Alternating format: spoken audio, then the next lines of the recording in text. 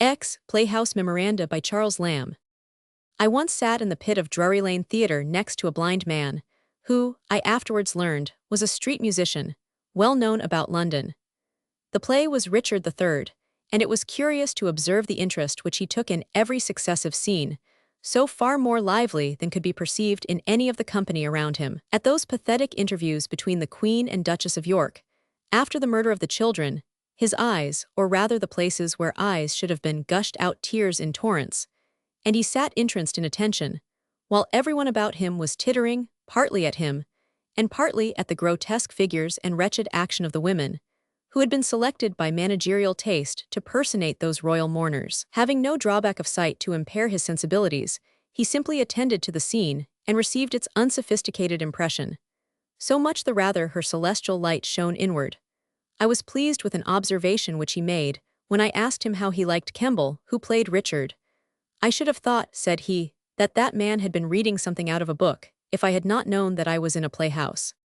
I was once amused in a different way by a knot of country people who had come to see a play at that same theatre. They seemed perfectly inattentive to all the best performers for the first act or two, though the piece was admirably played, but kept pouring in the playbill, and were evidently watching for the appearance of one who was to be the source of supreme delight to them that night.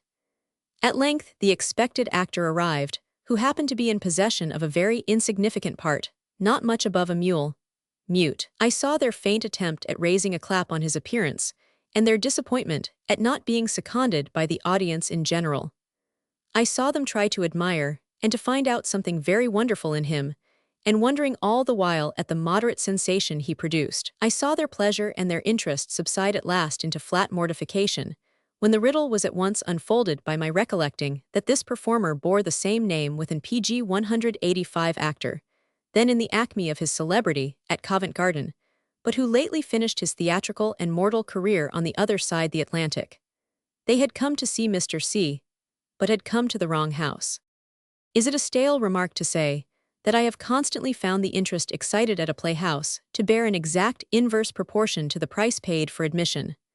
Formerly, when my sight and hearing were more perfect, and my purse a little less so, I was a frequenter of the upper gallery in the old theatres. The eager attention, the breathless listening, the anxiety not to lose a word, the quick anticipation of the significance of the scene, every sense kept as it were upon a sharp lookout, which are exhibited by the occupiers of those higher and now almost out-of-sight regions, who, going seldom to a play, cannot afford to lose anything by inattention, suffer some little diminution, as you descend to the lower or 2-shilling ranks, but still the joy is lively and unallayed, save that by some little incursion of manners, the expression of it is expected to abate somewhat of its natural liveliness.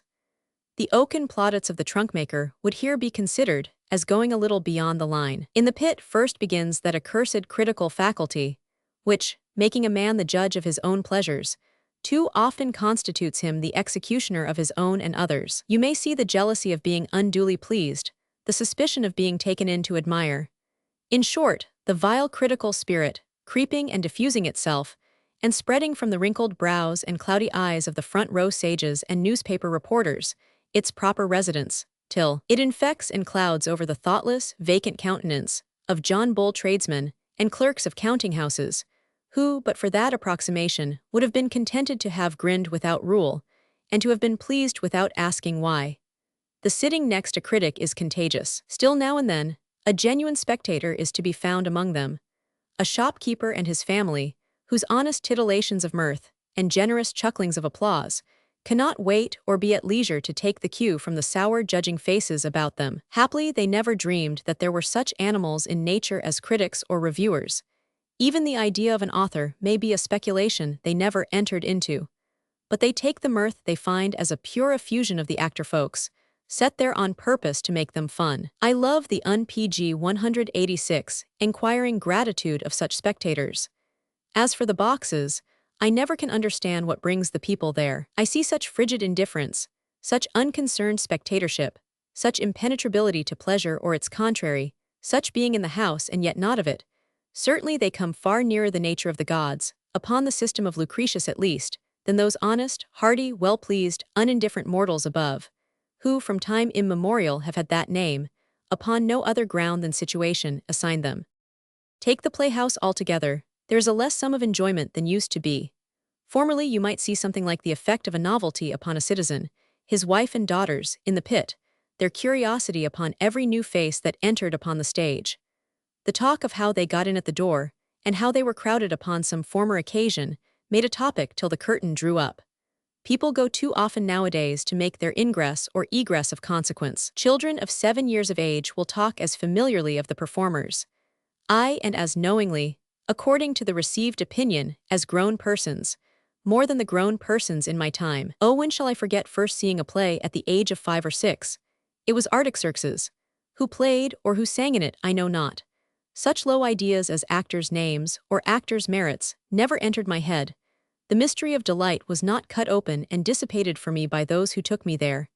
It was Artaxerxes and Arbaces and Mandane that I saw, not Mr. Beard or Mr. Leone or Mrs. Kennedy. It was all enchantment and a dream. No such pleasure has since visited me but in dreams. I was in Persia for the time, and the burning idol of their devotion in the temple almost converted me into a worshipper. I was awestruck, and believed those significations to be something more than elemental fires. I was, with Uriel, in the body of the sun. What should I have gained by knowing, as I should have done, had I been born 30 years later, that that solar representation was a mere painted scene, that had neither fire nor light in itself, and that the royal phantoms, which passed in review before me, were but such common mortals as I could see every day out of my father's window? We crush the faculty of delight and wonder in children by explaining everything. We take them to the source of the Nile and show them the scanty runnings, instead of letting the begin PG 187 nings of that seven-fold stream remain in impenetrable darkness, a mysterious question of wonderment and delight to ages.